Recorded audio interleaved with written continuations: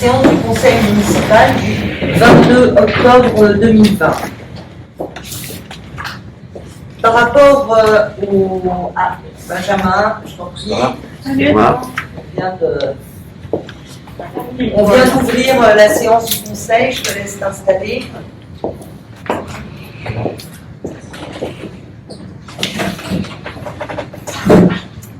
Suite aux derniers événements, je souhaitais vous inviter à observer une minute de silence en hommage à Samuel Paty, le professeur d'histoire-géographie, assassiné vendredi dernier dans les Yvelines.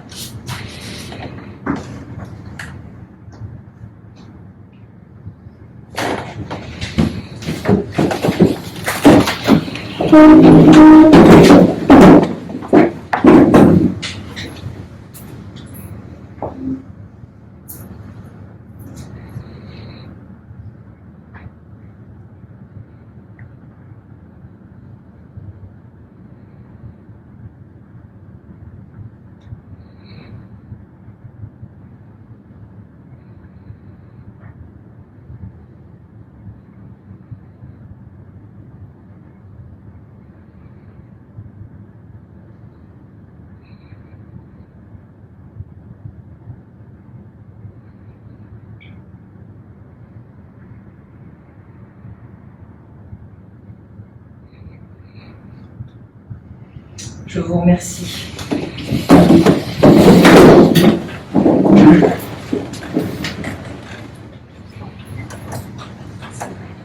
Nous avons un certain nombre de pouvoirs, sans doute liés aux vacances scolaires. Donc, Monsieur Chassot a donné son pouvoir à Madame Nadine Sauquet-Monet. Monsieur Stéphane Desfils a donné pouvoir à Monsieur Thierry Desdiguères. Madame Nicole Carbonnier-Humblot a donné son pouvoir à Monsieur Pierre Guillemin. Monsieur Marc Touvenin a donné pouvoir à Valérie Torré-Mérès. Monsieur Vincent Lecac a donné pouvoir à Madame Brigitte Bondoin. Madame Amandine Mottier a donné pouvoir à Madame Marion Aubé. Monsieur Sébastien Fosky a donné pouvoir à Monsieur Michel Nersessian.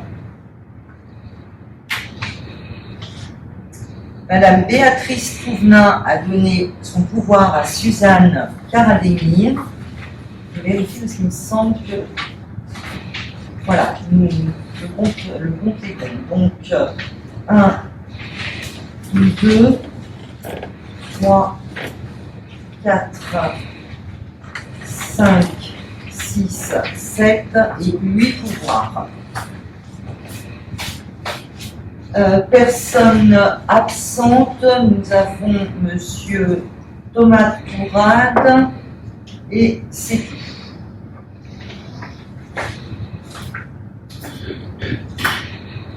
Le premier point de ce conseil municipal consiste plutôt en la désignation du secrétaire de séance.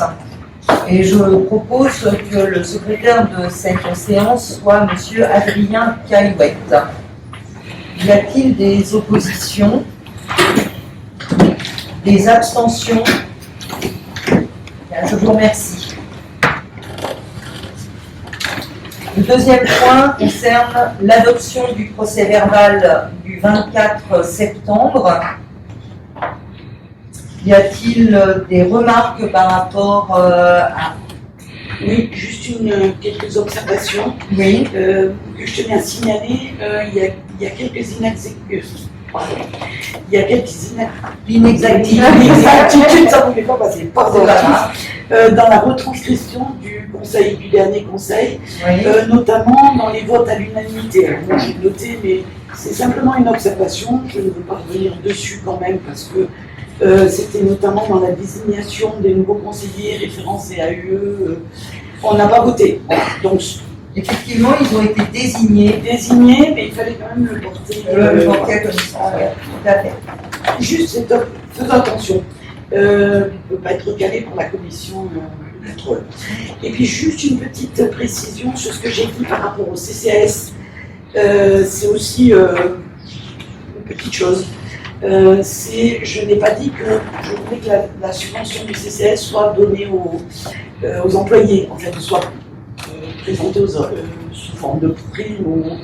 En fait, la subvention au départ au CCS, elle a été créée au départ pour donner une prime aux employés. Voilà, ça c'était le départ de la subvention. C'est plus possible aujourd'hui, donc voilà. C'était juste ce petit rectificatif. Même aujourd'hui, si on souhaite effectivement encourager le personnel de l'ADMR à rester sur commande et ne pas partir vers d'autres endroits peut-être plus pécuniairement plus intéressants, on ne peut pas directement verser les prix. Voilà. C'était juste, c'était pas tout à fait retranscrit. Très bien.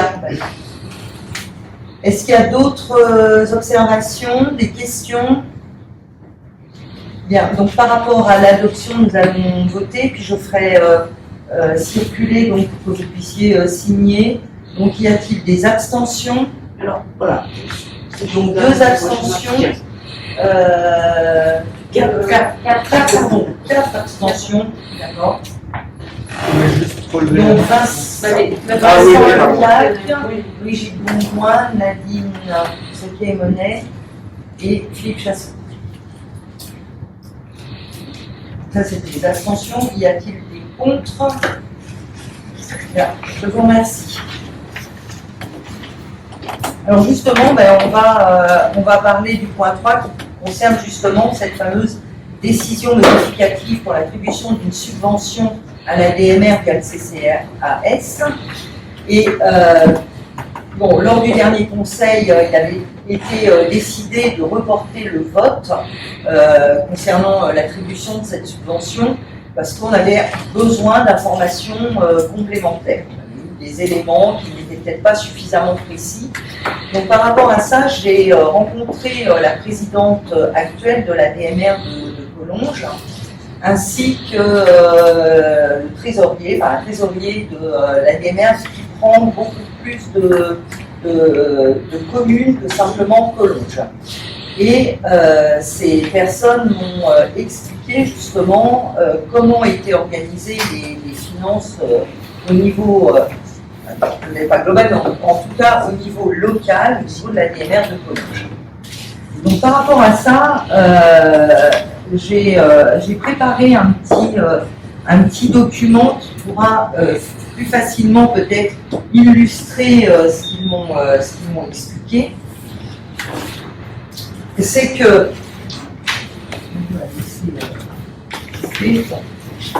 en gros, ce qui se passe au niveau donc, de cette association, c'est que comme dans la vraie vie, comme dans toute association et dans une commune ou même à titre personnel, on a à la fois des recettes et des dépenses. Les recettes proviennent à la fois d'organismes, je vais essayer peut-être de grossir un peu. Est-ce que c'est plus lisible comme ça? D'accord. À la fois d'organismes financeurs comme le conseil départemental ou alors là-bas c'est l'aide pour aide personnalisée pour l'autonomie, je crois, pour l'autonomie. Voilà. Donc ce sont des organismes financeurs. Il y a une participation des usagers, il y a la vente des portages des repas. Tout ça représente un ensemble de recettes. Et d'un autre côté, dans les dépenses, ils ont donc l'achat de portage des repas. Ils ont les charges du personnel qui représentent évidemment quelque chose de très important. Ils ont des impôts, ils ont un certain nombre. C'est pour ça que j'ai mis quelques points de suspension parce que là, ce sont les grandes lignes.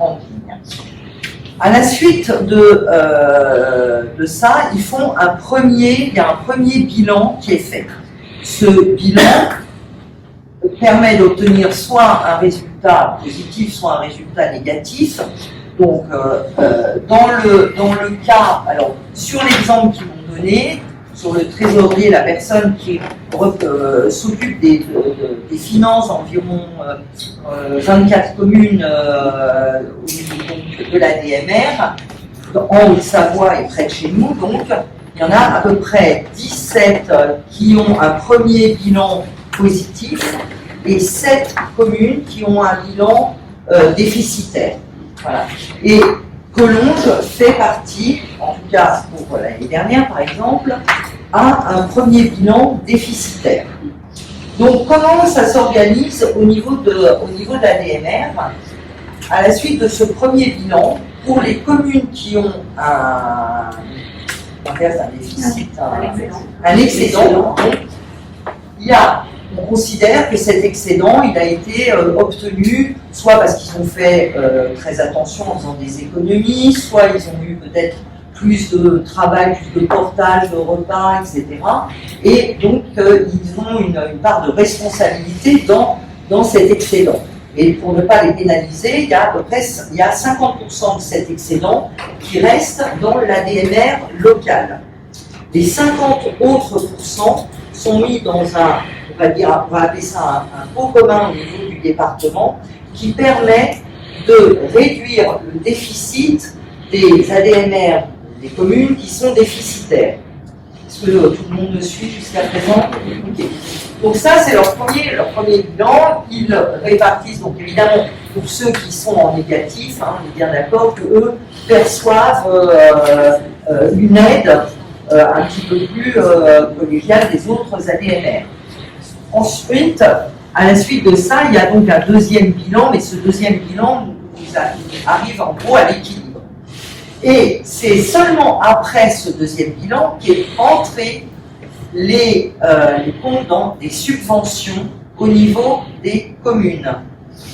Et donc ce qu'ils m'ont expliqué, c'est que cette deuxième subvention communale permet justement de verser, entre autres, et c'est principalement quand même ça, une prime pour le personnel de l'ADMR, donc local. Pourquoi? Parce que comme on le sait tous, nous vivons dans une région qui est quand même très chère.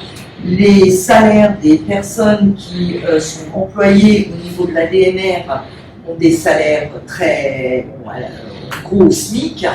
Et donc, pour permettre qu'il est très difficile de recruter des personnes en plus dans ce secteur d'activité qui n'est pas simple, et avec en plus des salaires qui ne sont pas attractifs. Donc l'idée est vraiment de pouvoir améliorer leur salaire avec une prime qui peut correspondre à éventuellement un demi-13e mois, dans les bonnes années un 13e mois, etc. L'idée est vraiment à ce niveau-là.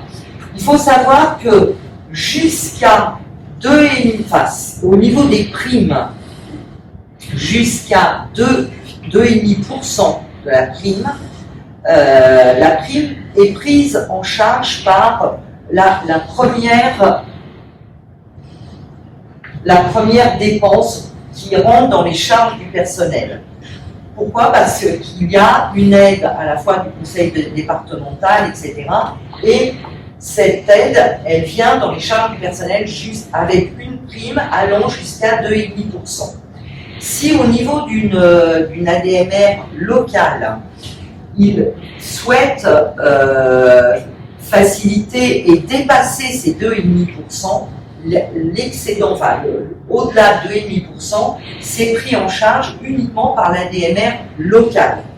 Et c'est la raison pour laquelle ils souhaitent obtenir une subvention communale pour ne pas se contenter des 2,5% qui sont octroyés par le système précédent, mais bien aller au-delà des 2,5%.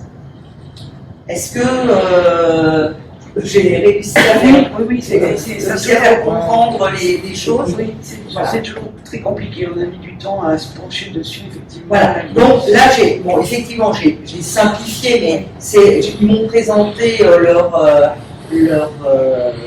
des comptes. Ils peuvent donner une prime maintenant, donc.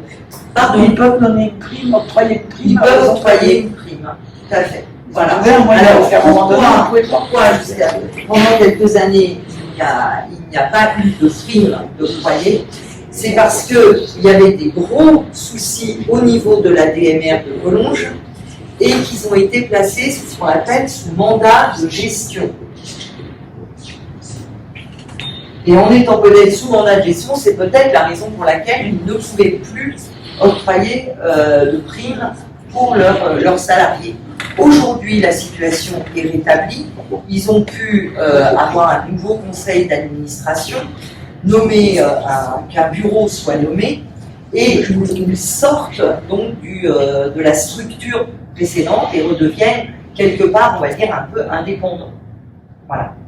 Donc voilà les explications que je souhaitais vous fournir ce soir pour qu'on puisse cette fois-ci décider si on octroie cette... alors, sachant que là, c'est toujours le même principe, c'est-à-dire qu'on va délibérer dans l'idée d'octroyer, d'allouer au CCAS, d'allouer à l'ADMR via le CCAS cette subvention. Aujourd'hui, sachez également que tous les justificatifs ont été fournis à la mairie pour leur verser cette subvention. Voilà. C'était l'autre point dont nous avions parlé la dernière fois. Voilà. Est-ce qu'il y a éventuellement des questions auxquelles je pourrais peut-être répondre? Oui, dans la note de synthèse, on a un tableau avec 2 colonnes, plus et moins. On voit que c'est 12 000 pour le CCAS et ensuite il y a 6 300 d'intérêts. À quoi ça correspond? Alors, c'est 6 300. Alors, au niveau des écritures comptables, ce sont des intérêts d'emprunt. Les intérêts d'emprunt qui n'ont effectivement rien à voir avec le CCAS, mais quand il y a des réécritures pour rectifier et rééquilibrer les comptes, généralement ça passe au niveau d'une même délibération. Voilà. Donc la première, le CCAS de 12 000 euros, et effectivement la deuxième ligne, qui est un autre sujet, et qui correspond effectivement à des intérêts d'emprunt. Intérêt d'emprunt, voilà, au niveau comptable, il faut qu'il y ait un équilibre parfait, donc qui aura été pris au niveau des études et recherches. Voilà. Donc, par rapport à cette décision pour l'attribution d'une subvention à la DMR, est-ce qu'il y a des abstentions, des contre? Donc, 1, 2, 4. Pour les raisons qu'on a indiquées la dernière fois, à savoir que, d'une part, c'est traité différemment, mais dans le mandat précédent, la subvention était décidée uniquement au sein du CCS, et la mairie, c'est toujours budgété par la commune, mais c'était un budget qui était attribué au CCS, et ensuite le CCS prenait la décision en interne de voter une subvention ou pas. C'est différent, voilà. Et c'est un budget qui allait directement au CCS, et c'est c'est les membres du CCS qui prenaient cette décision. Et puisque là aujourd'hui on en parle, moi je trouve toujours que cette subvention, si elle est vraiment de 12 000 euros, est beaucoup trop élevée. Pour les raisons que j'ai indiquées la dernière fois, peut-être pas toujours clairement, c'est pas évident non plus. Il y avait effectivement ces comptes, tu as très bien répondu, qui n'étaient pas clairs. Il y a une modification aujourd'hui par rapport un petit peu au conseil départemental qui est là-dessus, qui va les aider, les accompagner à travers de ce CEPOM. Donc il y a effectivement des choses qui ont changé, mais par contre, cette subvention, on a dit aussi qu'ils avaient déjà des aides de la commune par les bâtiments, les fluides, de la voiture.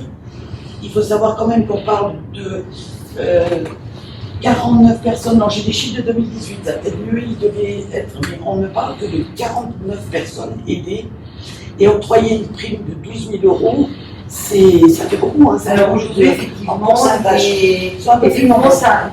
peu plus, il y a un peu plus c'est un petit pourcentage de notre population. Pardon. C'est un petit pourcentage de notre population. C'est un petit pourcentage, voilà. Donc les chiffres sont disproportionnés par rapport à la somme. Je ne suis pas contre le fait d'avoir une subvention pour la DMR, c'est justifié dans le sens qu'ils proposent un service, mais pour moi, elle est trop élevée. Voilà. Donc je me permets de le dire, je pense qu'après le sujet sera tout au niveau du... Parce que ça sera le CCAS, mais... Après, effectivement, la décision reviendra au CCAS. Nous votons contre dans ce sens. D'accord. Merci. Tu as pu noter Oui, c'est bon, c'est bon. Je peux juste poser une question? Bien sûr. Et Brigitte, toi, tu estimes que ça se justifierait de quelle somme à tes yeux par rapport à ton expérience? On était, c'est ce que j'ai dit la dernière fois, on avait des subventions de 5 000 euros. Alors moi, je n'ai pas les chiffres de 2019 évidemment, mais 2016, il y avait 6 000 euros et ensuite on a arrêté de verser des subventions. On s'était renseigné pour avoir d'autres prestataires d'aide à domicile sur la commune, et notamment des prestataires privés, enfin plutôt ça ne fonctionnait pas avec le bénévolat, c'était des professionnels, et ils nous avaient expliqué un petit peu leur organisation à eux, c'est-à-dire qu'ils demandaient une somme par heure travaillée pour le fonctionnement de leur société en fait. Et alors évidemment, on va reprendre les chiffres, c'était en 2017, mais c'était de l'ordre de 2 euros, dont aujourd'hui 3 euros encore par heure travaillée. Ça faisait sur les heures qui étaient non tarifiées, c'est-à-dire qui ne sont pas remboursées par le conseil départemental. Il faut savoir qu'il y a une définition des heures. Quand il y a un total d'heures travaillées par la DMR, il y a une partie qui est rétribuée par le conseil départemental. Ce que disait Valérie avec le poids. Donc si on enlève ça et qu'on prend les heures non tarifiées, alors en 2018, moi j'avais les derniers chiffres que j'avais, si on était, attendez que je cherche, les non tarifiés, on était à 1480 heures, ce qui aurait fait, si on multiplie par deux, voire par 3 pour se réadapter, ça fait 4200 euros demandés pour le fonctionnement, en tout et pour tout. C'est différent. Là, on est à 12 000 euros quand même. Alors, il faut savoir qu'en parallèle de ça, il y a eu 3 embauches depuis le 1er septembre à la DMR de Collonges et qu'ils vont élargir effectivement, en plus de, puisqu'aujourd'hui ils couvrent Gosset, Collonges, Archamps, sachant que c'est à Collonges qu'il y a le plus de bénéficiaires. Et ils vont également élargir à Nédan et Beaumont. Voilà. Donc là, ils ont pu recruter 3 personnes. L'idéal serait de pouvoir avoir encore 1 ou 2 personnes en plus pour vraiment arriver à fournir un service, je dirais, encore plus qualitatif pour les bénéficiaires. À ce moment-là, les autres communes participent. Alors les autres communes participent également, tout à fait. Mais en proportionnel au nombre de leurs clients. Ça, c'était la somme que eux ont demandé. Oui, tout à fait.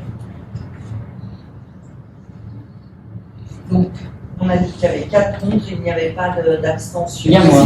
Alors, les marchés. à Quand 2 on les propos de Madame Gandois, j'ai du mal à me faire des précises des choses qui sont un peu déstabilisées, donc je m'abstiens. Très bien. Donc 2 abstentions, Viviane Berson et Gérard.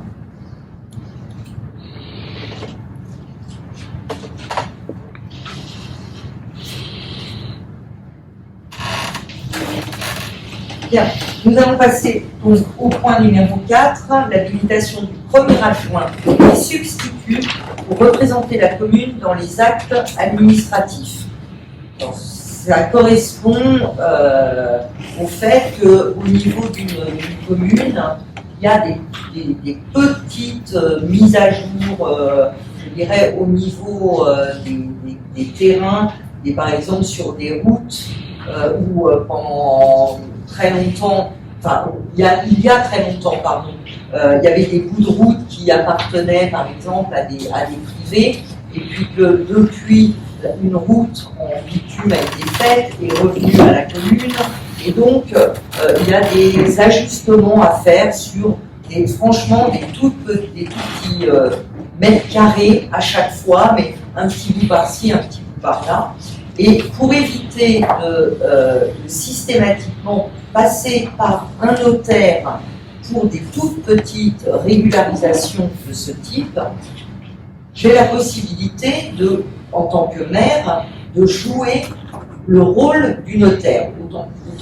Autant dire que ça permet de réaliser des économies au niveau de la commune, le fait que pour des toutes petites choses comme ça, je puisse jouer le rôle du notaire. Mais si je joue le rôle du notaire, et je suis la seule habilitée à pouvoir le faire, ça sous-entend qu'il faut un représentant, enfin quelqu'un qui représente la commune. Et dans ces cas-là, la loi a prévu que ce soit le premier adjoint qui représente la commune. Et si le premier adjoint est empêché, ça, c'est le deuxième adjoint qui représentera la commune. Donc, cette habilitation, on a besoin d'avoir une délibération pour cela. Et donc, on va voter pour savoir si vous acceptez que donc, je joue le rôle du notaire et que monsieur donc, Marc Touvenin, en tant que premier adjoint, puisse représenter la commune, et s'il est empêché, que madame Kylia Igloï, en tant que deuxième adjointe, puisse représenter la commune. Est-ce qu'il y a des questions? Donc on va procéder au vote. Une question en fait, quelle limite impose la loi en fait? C'est une limite de superficie sur ce qui peut être signé, c'est une limite de Alors je n'ai pas la réponse. Je n'ai pas la réponse. Moi je sais qu'à chaque fois on m'a présenté comme vraiment des toutes petites modifications. Il est évident que je ne remplacerai jamais un notaire pour des actes notariés conséquents. La limite, j'ai des exemples en tête, parce que moi-même, quand j'ai acheté en fait, les bouts de mon terrain en fait, qui étaient réassignés au chemin municipal. Oui. Ça représente quelques mètres carrés. J'imagine que c'est ce genre de c'est tout à fait ça. Voilà, exactement. Mais je m'interroge dans la loi, comment est-ce qu'on sépare ça des autres écritures en fait? Alors, je pense que bon, tout est indiqué. Enfin, on n'a pas le détail, mais tu as des articles de loi qui sont très très précis par rapport à ça, et je pense qu'on peut regarder de plus près. Je pourrais me renseigner et savoir exactement jusqu'à quelle limite. Moi, je sais qu'à chaque fois c'est pour des toutes petites choses, et voilà. Donc on va procéder au vote. Qui s'abstient pour cette habilitation du premier adjoint? Qui vote contre? Bien, je vous remercie.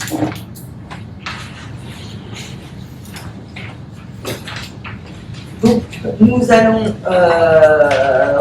venir sur la composition des membres élus du CCAS que nous avions élus lors du dernier conseil municipal. Il est évident pour moi le CCAS était, c'est pas une vice-présidence, c'est l'adjointe au social était par défaut la personne représentant le CCAS. Et c'est vrai que j'avais demandé à ce qu'il y ait 5 personnes, et j'ai oublié, parce que pour moi Suzanne en faisait forcément partie, et en réalité je ne devais pas demander 5 personnes, mais que 4, puisque par défaut il y avait Suzanne. Donc pour permettre de rectifier que tout rentre dans l'ordre, on va donc revoter. Donc les membres élus du conseil municipal sont Madame Viviane Auberson, Messieurs Sébastien Fosky, Pierre Guillemin, Marc Touvenin et Thomas Tourade. Donc Marc Touvenin a proposé de se retirer afin que Madame Karademir puisse prendre ce poste, ce qui est tout à fait logique. Voilà. Mais donc nous devons redélibérer par rapport à ça. Donc qui s'abstient? Qui vote contre?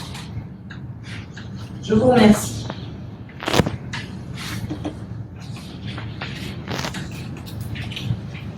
Point 6, création d'une prime exceptionnelle pour les agents mobilisés pendant l'état d'urgence sanitaire déclaré en application de l'article 4 de la loi d'urgence numéro 2020-290 du 23 mars 2020 pour faire face à l'épidémie de Covid-19.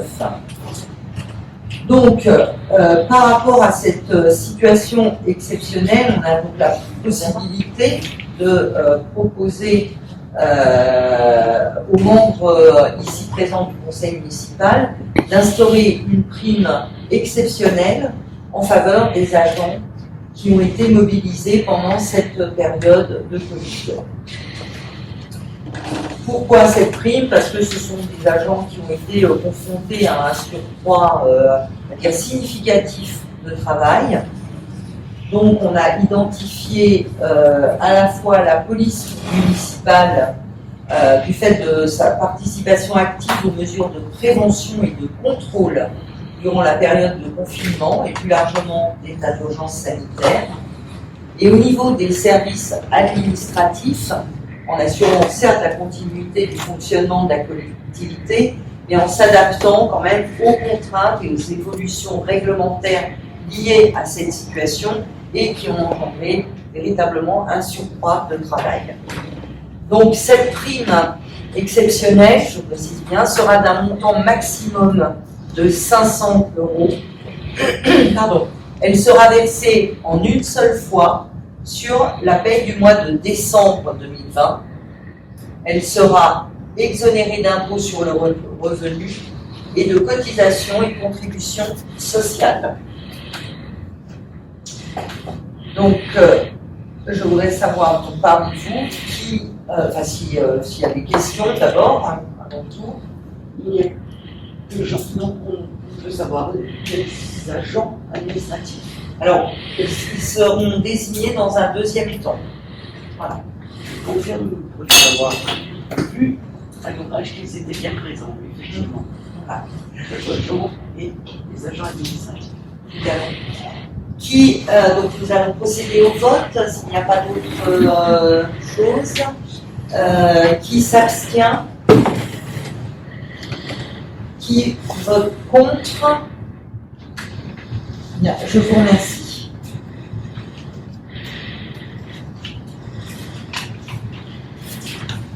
Donc nous allons passer maintenant à une délibération pour autoriser le recrutement d'agents contractuels sur des emplois non permanents pour faire face à un besoin lié à un accroissement saisonnier d'activité.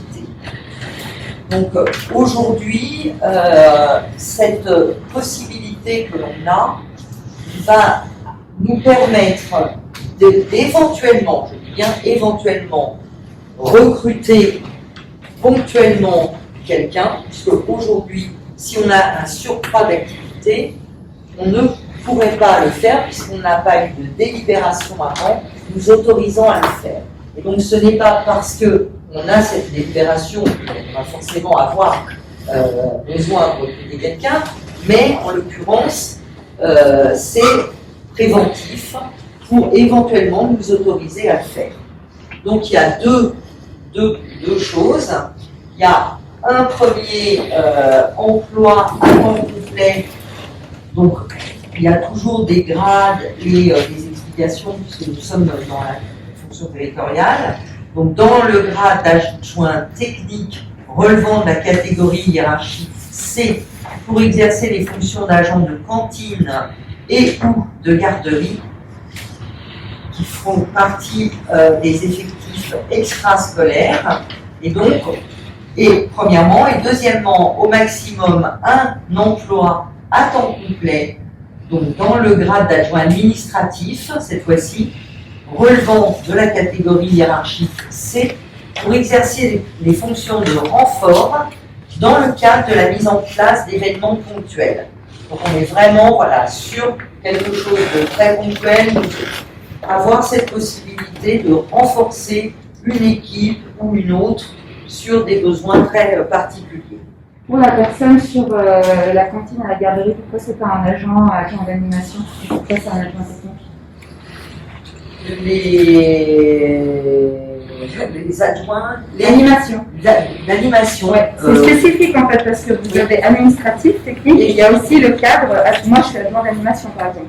Oui. Alors après, ça me donne pas la possibilité de faire la même chose que les autres, effectivement, parce que je peux pas les balayer la rue si on va aller par là ou faire du travail technique.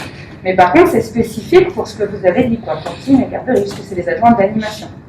Tout à fait. Alors, par rapport à ça, c'est vrai que j'ai laissé, je ne connais pas ce détail, je n'ai actuellement pas de DGS, vous le savez fort bien, donc ce genre de détail, je le laisse aux personnes compétentes.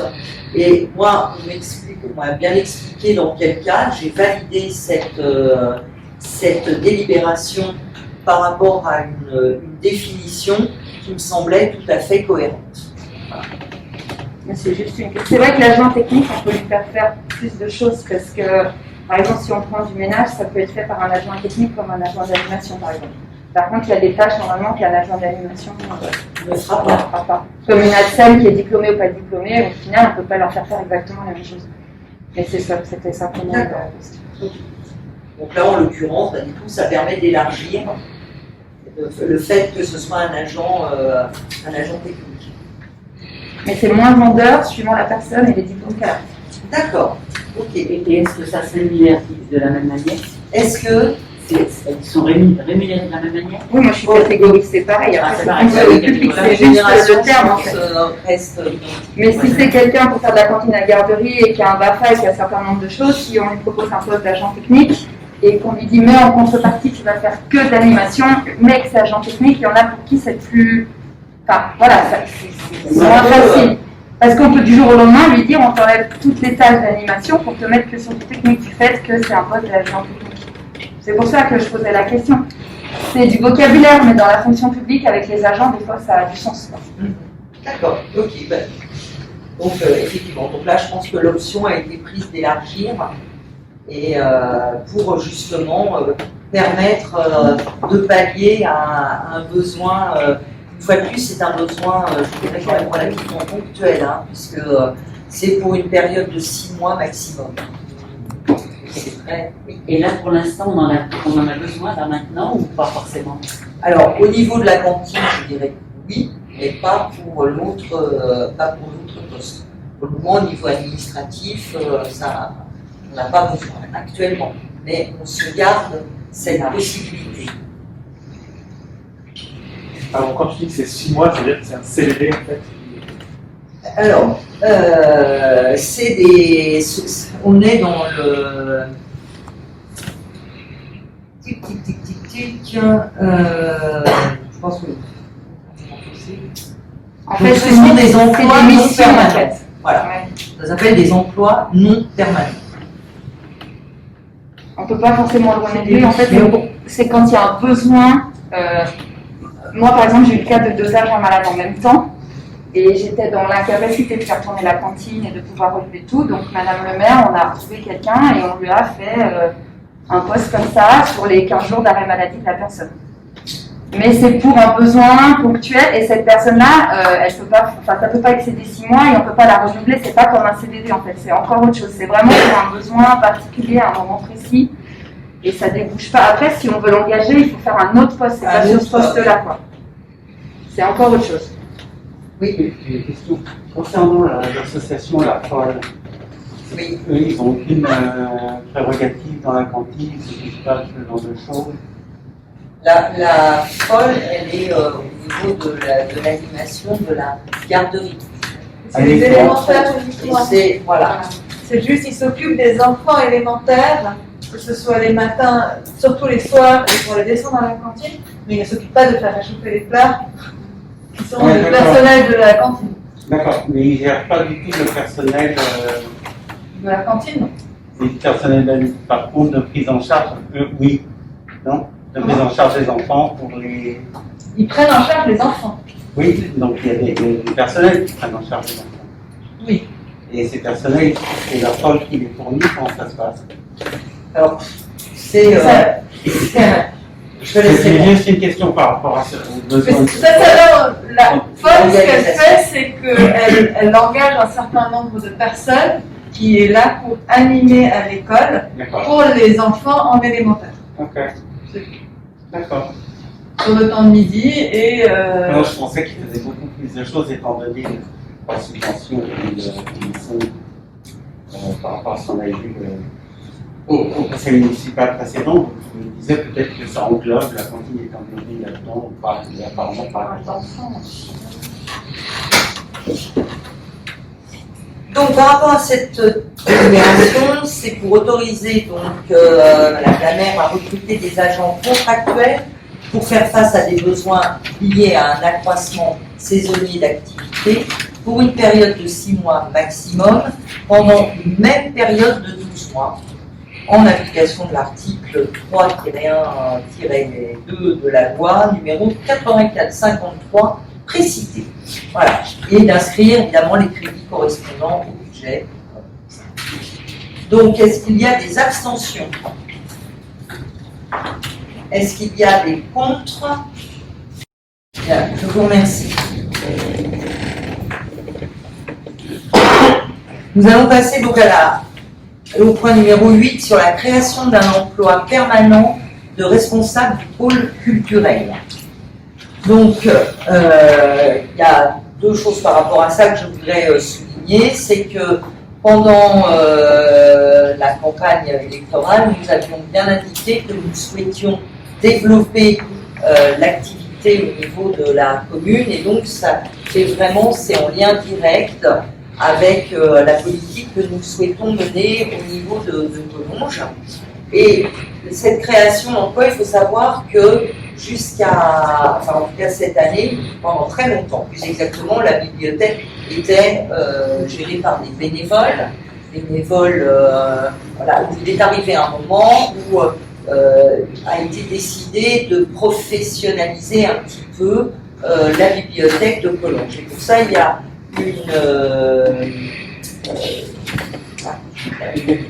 avec la commune de Beaumont, une convention qui a été signée avec la commune de Beaumont qui mettait à disposition une personne pour la bibliothèque, une bibliothécaire, pendant une année à raison d'un mi-temps sur Collonges.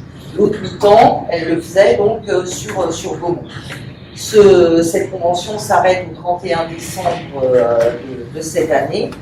Et donc, on a souhaité créer un emploi, cette fois-ci non plus d'un mi-temps, mais un poste complet, réparti à mi-temps sur la bibliothèque, prendre la suite de cette bibliothécaire, et donc renforcer le pôle culturel par ailleurs. Donc, dans la note de synthèse, vous avez pu voir que la personne sera affectée aux fonctions, donc à la fois dans la gestion de la bibliothèque, on vous a expliqué, animation de l'équipe de bénévoles, d'assurer la gestion administrative et budgétaire de la bibliothèque, et piloter des projets permettant le développement de la lecture publique. Et d'un autre côté, donc un autre mi-temps, a priori, sur l'animation de la vie locale, avec l'organisation d'événements culturels, l'accompagnement d'initiatives associatives et le soutien aux manifestations locales. Donc, pour cela, nous allons définir, c'est ce qu'on a expliqué dans la note de synthèse, c'est-à-dire un contrat sera donc là, attendez, on va principalement chercher un fonctionnaire. Si on ne trouve pas de fonctionnaire, on peut éventuellement recruter des personnes contractuelles, auquel cas ça sera un contrat pour une durée d'1 an qui ensuite pourra être prolongé dans la limite d'une durée totale de 2 ans, toujours lorsque la procédure de recrutement d'un fonctionnaire n'aurait pas pu aboutir au terme de la première année. De cette personne, on va rechercher une personne ayant une expérience professionnelle, évidemment, dans le domaine de l'événementiel, de la culture et intéressé évidemment par tout ce qui est bibliothèque. Donc, je ne sais pas si vous souhaitez avoir des précisions par rapport à ça. Oui, bien sûr. Oui, moi j'ai juste une petite question. Pour le point animation de la vie locale, je suppose que, vu ce qui a été présenté dans la synthèse, cette personne travaillera aussi, j'allais dire, un peu en lien avec l'adjoint et la commission qui s'occupe de mettre aussi en place des animations. Absolument. Je pense qu'ils vont faire. Ah oui, tout à fait, c'est prévu. Il y aurait en effet une association ensemble, ou du moins qu'on se tient au courant. Absolument. L'idée est tout à fait là, de travailler ensemble. Merci. Moi, j'avais plus une question. Sur la partie bibliothèque, c'est assez clair, c'est la gestion de la bibliothèque Oui. et mettre l'organisation. Sur l'animation de la vie locale, ça paraît un peu plus flou. Vous n'avez pas des détails sur une fiche de poste ou quelque chose, parce que partir sur un temps plein comme ça, avec 3 lignes, je trouve que ça fait un grand vide, quoi. Alors, Benjamin, est-ce que tu te sens prêt à répondre à cette question? En fait, c'est pas un temps plein parce que du coup, la moitié de la semaine, elle va être pour la bibliothèque. Et l'autre temps, c'est quelqu'un qui soit déjà. Il y avait Cindy qui travaille beaucoup pour la foire de la Sainte-Barbe. Donc, déjà, c'est beaucoup de temps passé là-dessus. Et après, c'est pour toutes les autres animations qui manquent aujourd'hui et qui demandent beaucoup de temps administratif. Et aujourd'hui, il n'y a personne. Et entre la foire et les divers événements, ça comblerait le mi-temps. À savoir que Cindy, c'est Cindy, qui était, quand elle était à la police municipale, la moitié de son temps, elle était affectée dans la foire de la Sainte-Barbe. C'est énormément de temps. Gérer tous les forains, toutes les autorisations, tout ça. Donc c'est cette personne qui ferait ça. Donc déjà là, sur un mi-temps, il y aurait déjà une moitié de mi-temps qui serait pris pour la foire. Et le reste pour tout ce qu'on prévoit de faire. Oui. Je vous remercie. Je pense qu'il faudra un petit peu plus de précision, parce que quand on embauche quelqu'un, on établit un cahier des charges. Et ce cahier des charges, vous avez parlé tout à l'heure de la campagne électorale et la volonté politique que votre liste avait de développer le culturel à Collonges-sous-Salève. Je crois que c'était partagé également par toutes les listes politiques. Voilà. Donc je pense que je vais transformer un peu la charrue de exprimer une vision politique, ce que vous entendez de la culture sur Collonges. À partir de là, vous établissez un cahier des charges et vous essayez de trouver la personne qui correspond le mieux à ce cahier des charges, c'est une personne qui va pouvoir remplir justement l'exigence que vous avez vous en termes de culture. Ensuite, bon, mis à part la partie bibliothèque qui je pense est maîtrisée, parce que c'est dans les remplacements et les choses qui sont faciles à gérer, il y a l'impact financier qui va être de long terme. L'impact financier d'un mi-temps, c'est tout de même un impact financier. Je pense qu'il aurait été bien vu que cela soit articulé dans un budget 2021, de façon à ce que sache ce que ça représente, parce que c'est une charge incompressible pour le futur. On sait que c'est une charge incompressible, il va falloir les payer tout le temps, parce que c'est le non-comme ça. Donc, si on avait, moi, il me semble que quand on embauche quelqu'un, que c'est un impact financier sur le budget communal, on doit le faire en parallèle. Donc par rapport à ça, il faut savoir aussi qu'il y a quand même une réorganisation de différents postes et il apparaissait nécessaire effectivement d'avoir quelqu'un à temps plein pour permettre de libérer une personne les tâches qu'elle pouvait réaliser jusqu'à présent. Et donc c'est dans une vue globale qui a été décidée cette création de postes à temps plein. Vous connaissez le budget du poste à l'année? Pardon? Est-ce que vous connaissez le coût du poste? Oui, enfin, je ne l'ai pas là sous les yeux, donc je ne peux pas te le donner tout de suite, mais oui, bien sûr. Oui, parce qu'à partir du moment où il y a embauche, c'est dans une certaine catégorie, avec. Oui, bien sûr, donc c'est une information que je pourrais te fournir.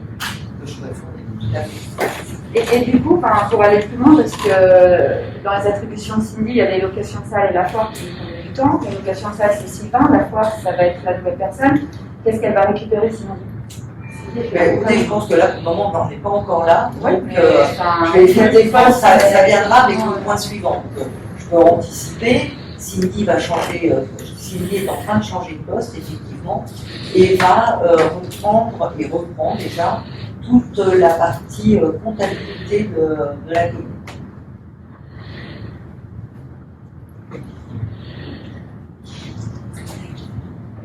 Donc je vous propose le vote pour l'adoption de la création de cet emploi permanent et donc bien évidemment d'inscrire au budget les crédits correspondants. Par rapport à ce vote, qui s'abstient? Donc Yael, par contre 4 pour vous 2, 3. Très bien. Donc qui s'abstient? C'est l'abstention. Qui vote contre? Ok, je vous remercie.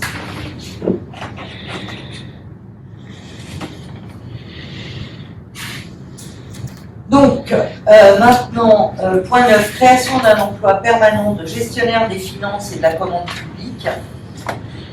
Par rapport à donc, ce que je vous expliquais, il y a une certaine réorganisation. Et d'autre part, nous avons, comme vous avez pu le voir dans la note de synthèse, essayé d'expliquer que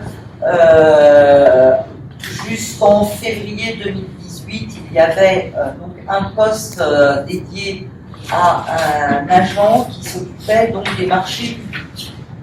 Cette personne est partie et le poste n'a pas été personne pourvue. Le poste n'a pas été pourvu après février 2018. Ça, c'est un premier point. Et en parallèle de ça, nous avons nous avons le départ d'une personne à la fin du mois qui gérait à la fois la comptabilité et une partie du budget de la commune. Donc, comme je viens de l'annoncer sur le point précédent, en termes de réorganisation, nous avons donc proposé à Cindy de reprendre la partie comptabilité de la commune, et il nous manque actuellement quelqu'un qui puisse à la fois gérer en termes de finances, gérer à la fois le budget et les marchés publics. D'où la création, enfin la demande de création d'un emploi permanent, puisque finalement on réorganise un poste qui serait à la fois, qui n'existait pas jusqu'à présent, à la fois sur le budget des finances et de la commande publique. D'où le fait de créer ce qu'on pourrait assimiler à un nouveau poste, mais qui en réalité vient dans une réorganisation globale. Une question, parce que la personne qui a quitté, en fait, c'est un poste qui... Excuse-moi, je ne comprends pas. Ah, pardon, tu as annoncé qu'une personne avait quitté son emploi, mais donc ça veut dire qu'un poste a été supprimé, en fait, ça veut dire ça? Alors, ça va venir, il va y avoir tout un rééquilibrage qui va se faire entre des suppressions et des réaffectations, et donc des créations de nouveaux postes qui correspondra à la réalité de la réorganisation. Est-ce qu'il y a une relation entre le départ de cet agent qui était au budget à la compta et chargé des finances? Il avait aussi un peu cette fonction-là? Par rapport au recrutement dont non, jusqu'à présent, au niveau de la commande publique, ça avait été repris par le DGS. D'accord. Voilà. C'est un poste important. Oui, tout à fait, très important. D'où le fait d'associer vraiment et d'avoir besoin de ça. Oui. Oui, merci. On se rend compte qu'il y a quand même un jeu de chaises musicales, c'est pas votre faute. Hein.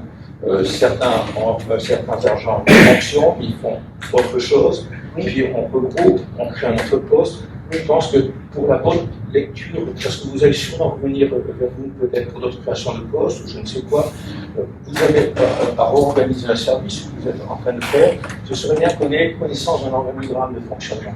Comment ça se passe, qui fait quoi, ça nous permettrait d'avoir une vision vraiment plus du fonctionnement de l'administration communale et de prendre avec beaucoup plus de sérénité une décision. Je comprends très bien. Donc cet organigramme est en cours de création et il sera prochainement présenté. On aura finalisé 2-3 points. Merci. Pour ma propre gouverne, ça veut dire qu'un conseil municipal ne décide pas pour des suppressions de postes, mais par contre décide pour des créations. Il décide aussi pour des suppressions, mais l'agent actuellement est toujours en poste. Donc on ne va pas supprimer son poste alors qu'il est encore chez nous jusqu'à la fin du mois. Voilà. Ce sera les choses réglementaires. Voilà, bon, il faut savoir également, c'est qu'en parallèle, ça, on étudie quand même aussi d'autres pistes, comme une mutualisation avec la communauté de communes du Genevois pour justement ce poste des marchés publics, parce que là, il y a peut-être et sans doute des économies à faire. Il faut savoir qu'on ouvre ce poste, mais qu'on est toujours sur le même principe, c'est-à-dire on ouvre le poste, on le crée, ça ne veut pas dire qu'on va tout de suite recruter. On ouvre cette possibilité et en parallèle, on étudie donc la raison pour laquelle je ne peux pas encore fournir d'organigramme précis, puisqu'on est en train d'étudier une mutualisation avec la communauté de communes du Genevois en ce qui concerne donc le marché public. Voilà. Donc, il est proposé donc au membre du conseil municipal d'adopter la création d'emplois permanents précisés là, et d'inscrire au budget les crédits correspondants. Donc, y a-t-il des abstentions? Y a-t-il des contre? Bien, je vous remercie.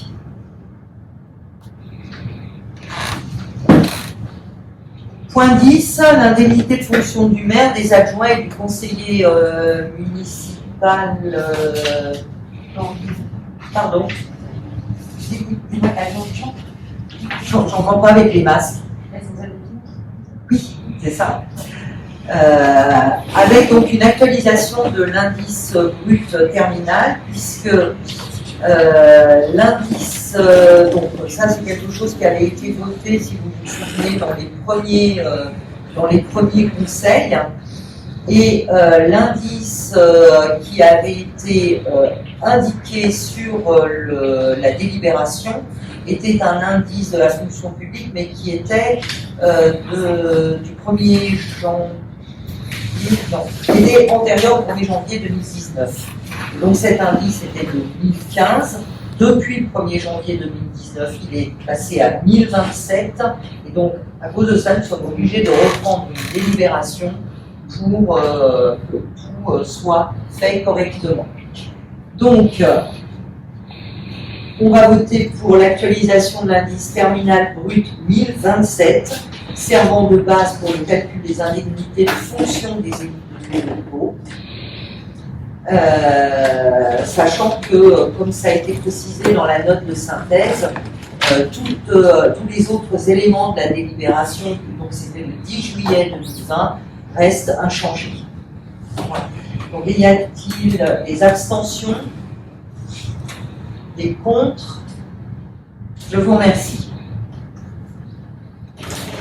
Nous allons enchaîner avec le point numéro 11.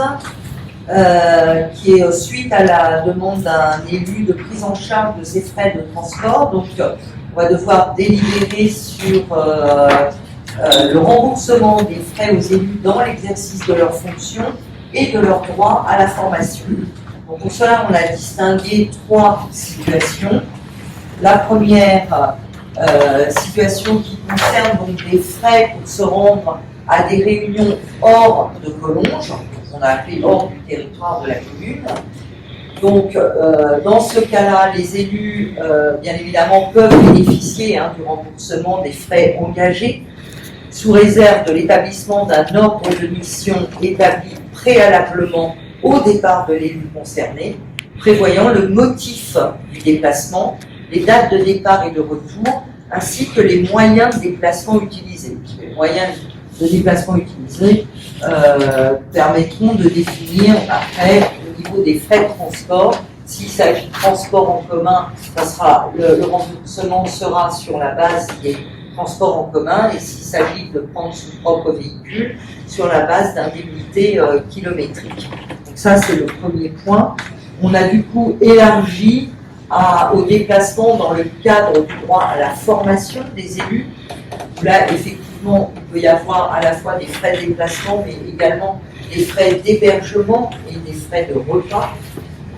Et par rapport à ça, les frais de formation, vous savez que ça constitue donc une dépense obligatoire pour la commune et que la prise en charge par la collectivité ne s'applique que si l'organisme de formation a fait l'objet d'un agrément. Donc, on a distingué donc, pour les frais de déplacement du droit à la formation, des frais, comme je vous le disais, de transport, d'hébergement et de repas qui seront pris en charge dans les mêmes conditions que celles que j'ai citées au préalable pour le déplacement hors de Collonges, dans le même cas.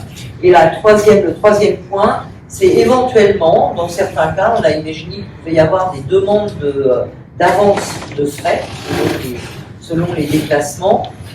Donc, à condition d'en faire la demande au moins 15 jours avant le départ en mission et en précisant sur le formulaire de demande d'ordre de mission, l'élu peut prétendre à une avance sur ses frais de déplacement dans la limite de 75% du montant estimatif. Bien d'accord qu'on ne connaîtra pas forcément le 100%. Donc, l'avance s'effectuera par virement et elle sera effectuée par la trésorerie municipale. Ça, c'est pour la demande d'avance des frais et pour les demandes de remboursement. Les demandes de remboursement, d'hébergement ou de transport doivent parvenir au service des ressources humaines au plus tard 2 mois après le déplacement. Le déplacement, et dans les 2 mois qui suivent, vous demandez votre remboursement. Donc, pour cela, on a dû prendre une délibération et il est donc proposé d'adopter les dispositions que je viens d'expliquer et que vous avez pu lire dans la note de synthèse et que, bon, bien évidemment, que les crédits correspondants seront inscrits au budget. Vous avez des questions, des remarques, Brigitte?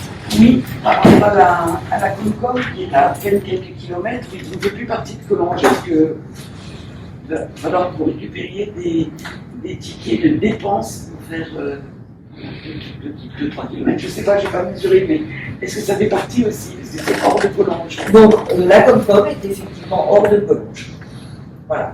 Bon. Maintenant, je veux dire, on n'est pas non plus obligé de demander des frais. Il n'y a aucune obligation. Il y a une sortie à Annecy. Alors, après, sur le fait que sur des réunions de. Saint-Denis-aux-Champs, c'est peut-être pas nécessaire. Voilà. Maintenant, voilà, on a eu une demande bien précise d'un élu. On a donc réfléchi à différents points, ce qui nous semblait correct et par rapport à ce que légalement les élus ont droit. Et donc, je propose cette délibération.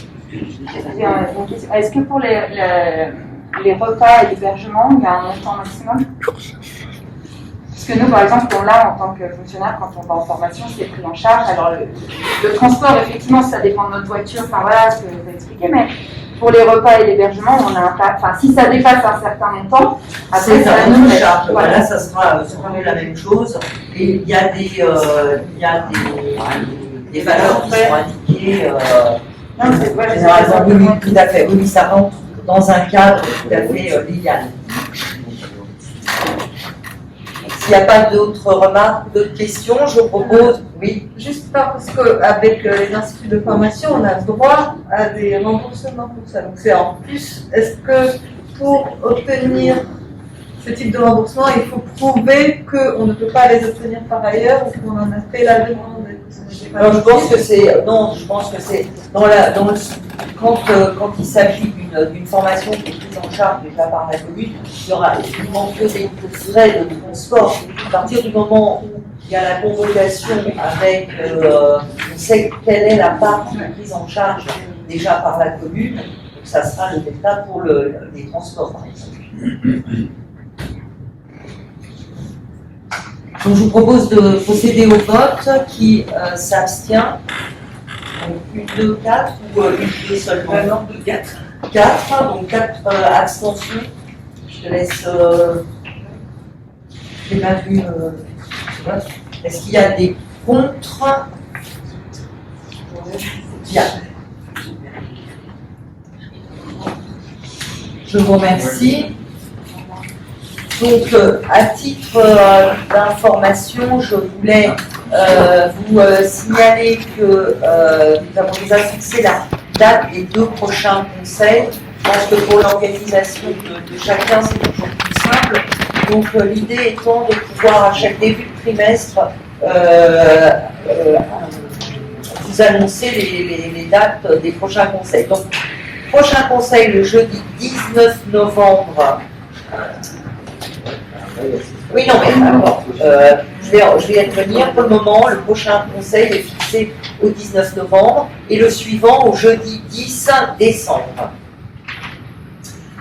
Par rapport à l'organisation, je demanderai à chacun, quand, par rapport à l'heure de démarrage du conseil, si vous pouvez faire en sorte d'être là 5 minutes avant le début du conseil, ce qui nous permettrait de démarrer pile à l'heure et ce qui, je pense, aidera tout le monde. Ça, c'est le premier point. On garde l'horaire de 19h30. Alors, a priori, on garde l'horaire de 19h30, sachant que, effectivement, ce soir, le département de la Haute-Savoie est rentré dans les autres, au même titre que d'autres départements, c'est l'objet d'un couvre-feu, a priori pour une durée déjà de 6 semaines, que j'attends effectivement, puisque ça a été annoncé ce soir, j'attends les informations plus précises de la préfecture.